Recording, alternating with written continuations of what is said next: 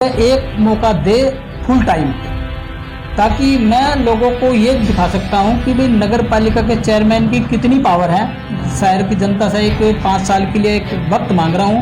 भाई जो मेरे दिल के अंदर की जो बात है, भाई नगर पालिका का मैं क्या विकास करा सकता हूँ, तो मैं उसको लोगों के सामने रखना चाहता हूँ। तो हम ये चाहते हैं कि भाई हम एक वो पहल करेंगे सरकार के साथ मिलकर, भाई उन पशुओं के लिए एक उचित व्यवस्था हो ताकि लोग दुर्घटनाओं का शिकार ना हो। और ये चाहते हैं कि असंध की जनता मुझे इसीलिए वोट दे कि मैं सेवा कर सकूं जी। कि असंध को एक तीर्थ के रूप में और एक पर्यटक स्थल के रूप में डेवलप किया जाए। नमस्कार, मैं मनीषा और आप देख रहे हैं MS न्यूज हरियाणा। चुनावी दंगल शुरू हो चुका है। इस दंगल के मैदान में जो लोग हैं, काफ़ी सारे लोग हैं जो असंध नगर पालिका के पद के लिए भावी उम्मीदवार है। काफ़ी सारे लोग हैं जो पद के दावा ठोक रहे हैं। ऐसे में हमारे साथ एक शख्स मौजूद है, हरबीर सिंह, वार्ड नंबर 6 से, जो पूर्व में एक्स चेयरमैन भी रह चुके हैं। आइए जानते हैं उनसे आखिर क्या वजह है जो दोबारा उन्होंने चुनाव के मैदान में पैर रखा है। सर, सबसे पहले तो आपका स्वागत करना चाहेंगे MS न्यूज हरियाणा में। नमस्कार, आपको भी आपके दर्शकों को मेरी तरफ से हार्दिक बधाई और नमस्कार। जी सर, नगर पालिका के पद के चुनाव के लिए आपने मैदान में पैर रखा, क्या कुछ वजह है चुनाव मैदान में आने की? चुनाव मैदान में आने की सबसे एक खास वजह यह है कि मैं 2010 में मैं जब नगर पालिका का चुनाव लड़ा मैंने और मैं जीत गया उसमें। तो 2014 आते आते जो हमारे वर्तमान में उस टाइम पे हमारे जो चेयरमैन थे सुनील बिडलान, वो पार्षदों के जो विश्वास था उन पे खड़े नहीं उतर रहे थे। पार्षदों ने उनके खिलाफ एक अविश्वास प्रस्ताव DC करनाल को दिया, जिसमें उनको उस अपने पद से हाथ धोना पड़ा और सीट हो गई नगर पालिका की खाली। उस टाइम पे जो टाइम था वो 6 से 7 महीने का टाइम बचा था, और चुनाव आयोग यदि 6 महीने से कम का टाइम बचता है तो वो चुनाव कंडक्ट नहीं कराती, लेकिन वो टाइम ज़्यादा था, इसलिए नगर पालिका ने चुनाव कंडक्ट कराया, सरकार ने चुनाव कंडक्ट कराया। और उसमें जो पार्षद थे और उस टाइम पे जो विधायक थे सरदार बख्शी सिंह, उन सभी ने मेरे को समर्थन कर मेरे को वोट देकर नगर पालिका के चेयरमैन की सीट तक मुझे पहुंचाया। उस बीच में मेरे को टाइम बहुत कम था और मैं चाहता था भी मैं कुछ करूं, अपनी जो मेरी कैपेसिटी थी उसके हिसाब से मैं नगर पालिका का ग्रोथ कराऊं। लेकिन टाइम कम होने की वजह से कुछ काम मैं कंप्लीट करा दिए, लेकिन कुछ काम मेरे अधूरे रह गए। मैं ये चाहता हूं कि भाई जो ये टाइम आ रहा है, जो चुनाव जो अभी जो लड़ा जाएगा नगर पालिका का, मैं ये चाहता हूँ कि शहर की जनता मुझे एक मौका दे फुल टाइम, ताकि मैं लोगों को ये दिखा सकता हूँ कि भाई नगर पालिका के चेयरमैन की कितनी पावर है और वो कितना कुछ करा सकता है। ये मेरा कारण है कि मैं शहर की जनता से एक 5 साल के लिए एक वक्त मांग रहा हूँ। भाई जो मेरे दिल के अंदर की जो बात है, भाई नगर पालिका का मैं क्या विकास करा सकता हूँ, तो मैं उसको लोगों के सामने रखना चाहता हूँ। ये कारण है कि मैं नगर पालिका के चुनाव में दोबारा से हाजिरी लगा रहा हूँ अपनी। कहीं ना कहीं आपका मानना है कि समय कम मिलने के कारण जो असंध है उसका विकास आप नहीं करवा सके? हाँ, नहीं करवा पाया। तो अगर आपको दोबारा मौका मिलता तो क्या कुछ आप असंध में विकास कार्य करवाना चाहोगे? असंध की जनता से मैं हाथ जोड़ कर ये कहूँगा भाई मेरे को 2 साल का टाइम दे दिया जाए जी।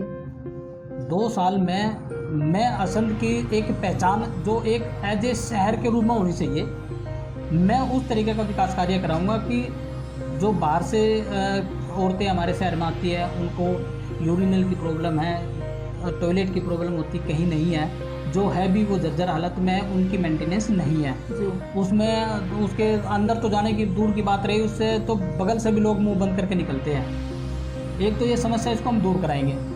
दूसरी बात, जो अनऑथराइज एरिया है हमारा, जो लिमिट के अंदर तो है लेकिन पक्की कॉलोनी के रूप में डेवलप नहीं हो पाया, प्राथमिकता ये होगी कि हम पहले उसका सरकार को केस बना कर भेजें ताकि वो रेगुलर हो जाए।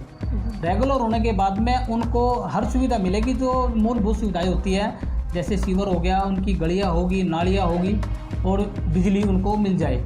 तो जो सुविधा एक आम नागरिक को होनी चाहिए, तो हम जब उसको पक्की कॉलोनी हम सरकार से द्वारा करा लेंगे उसको, तो वो सुविधा उनको सबको मिल जाएगी।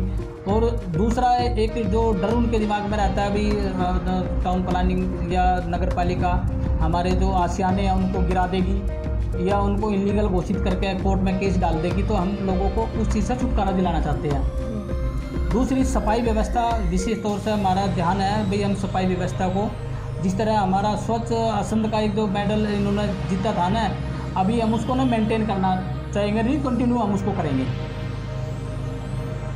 चौथी बात, जो हमारे यहाँ आवारा पशुओं की एक सबसे बड़ी समस्या है।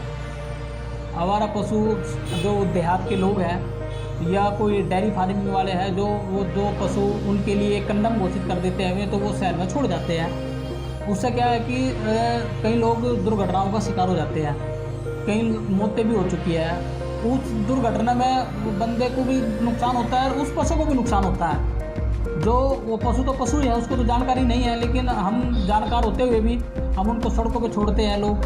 तो हम ये चाहते हैं कि भाई हम एक वो पहल करेंगे सरकार के साथ मिलकर, भाई उन पशुओं के लिए एक उचित व्यवस्था हो ताकि लोग दुर्घटनाओं का शिकार ना हो और वे पशु भी दुर्घटना का शिकार ना हो। विकास की बात आप कर रहे हैं सर, तो क्या कुछ प्लान आपने किया है? विकास तो जो विकास का तो असंत का तो एक मॉडल ये है कि गलियाँ होनी चाहिए जी। गलियाँ जो जहाँ रिक्वायरमेंट होगी वहाँ प्राथमिकता के तौर पे गलियाँ बनवाएंगे। जहाँ सीवर नहीं है या सीवर ब्लॉकेज हैं उनको बड़ा करने की जहाँ तक बात है तो उनको बड़ा भी कराया जाएगा। पानी की व्यवस्था है तो पानी की होनी चाहिए, वो भी हम उनको कराएंगे। पब्लिक हेल्थ के पास सारा कुछ है, वो नगर पालिका से डाटा मांगती है, भैया आप हमें दो जी, तो हम जो आप रिटर्न में दोगे हम उस जगह पानी की व्यवस्था कर देंगे। सर एक सवाल रहता है हर एक आम जनता के मन में कि इतने सारे चेहरे हैं जो सामने आते हैं चुनावी मैदान में, तो आपको ही वोट क्यों दे? मैं हमारे संत की जो जनता है ना वो समझदार है जी। और आज हर आदमी अपना वोट का जो इस्तेमाल करता है वो समझदारी के साथ करता है जी। हम ये चाहते हैं कि असंत की जनता मुझे इसीलिए वोट दे कि मैं सेवा कर सकूं। जी। मैं जितने टाइम भी रहा मैं किसी करप्शन में नहीं आया, किसी के सामाजिक सेवा में जितने लोगों ने मेरे को कभी रात को भी याद किया तो मैं हाजिर हुआ हूँ। मैं ये चाहता हूँ कि भाई जो सेवा मैंने लोगों को की है उस सेवा के एवज में मैं लोगों का आशीर्वाद मांगना चाहता हूँ। एक सवाल और रहता है सर, जैसे कि मतलब पद पे चले जाते हैं, नगर पालिका पद पे आप चले गए चेयरमैन के पद पर, तो उसके बाद मतलब जो प्रॉब्लम्स होती है जो शहर की होती है वो भूल जाते हैं। कुर्सी तक आने के लिए लोग बहुत सारे वायदे करते हैं, तो आप जो अभी कह रहे हो क्या आप अपनी बात पर कायम रहोगे? ऐसा है जी, जिनको जानकारी नहीं है जी उस सीट पर बैठने के बाद वो आदमी भूलता है जी।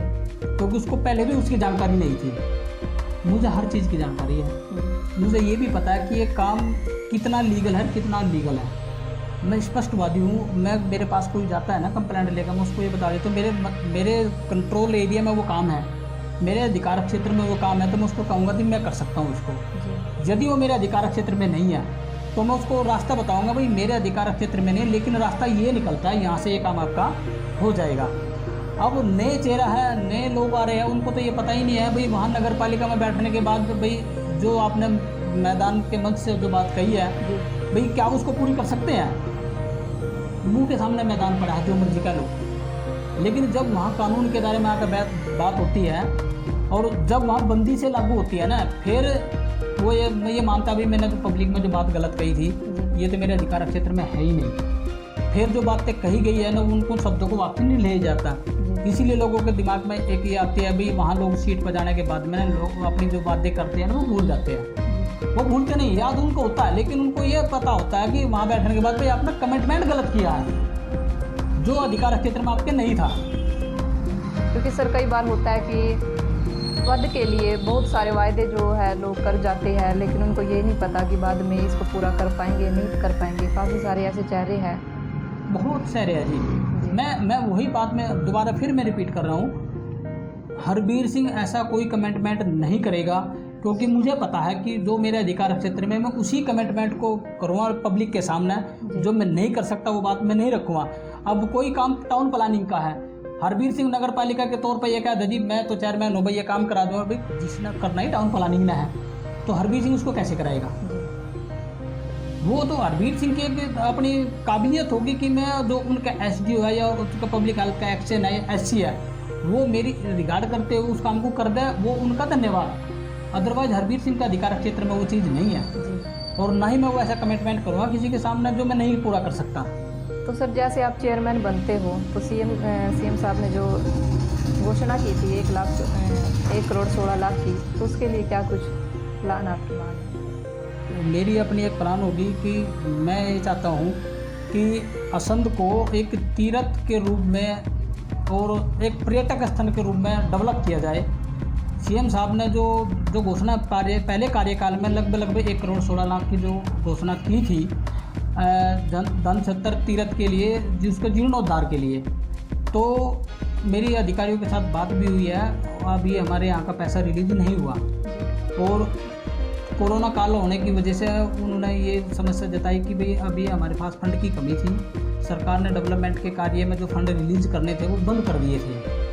तो मेरी एक प्राथमिकता ये होगी, मेरी पूरी टीम की प्राथमिकता होगी कि पहले तो सरकार से अपने जो हमारे अधिकारी है उनसे उसका एस्टिमेट बनवा कर सरकार के पास भेजा जाए, ताकि वो हमारी पैसा जो रिलीज़ हो जाए और असंध को हम पर्यटक रूप में स्थापित कर सकें एक दुनिया के एक नक्शे पे।